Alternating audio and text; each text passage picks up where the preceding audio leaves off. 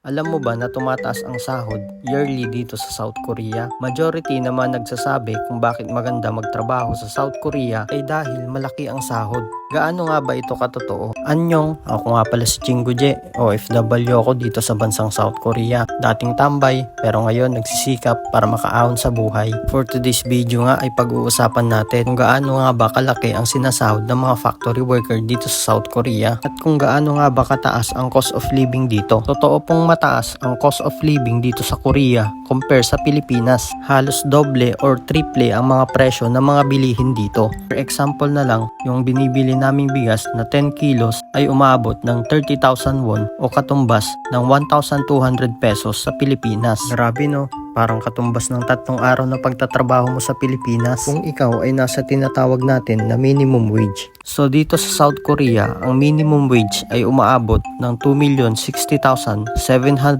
Korean won o katumbas ng 80,000 to 85,000 sa Pilipinas. Yan po ay ang monthly basic salary dito sa South Korea. So hanggang dito na lang. Annyeong!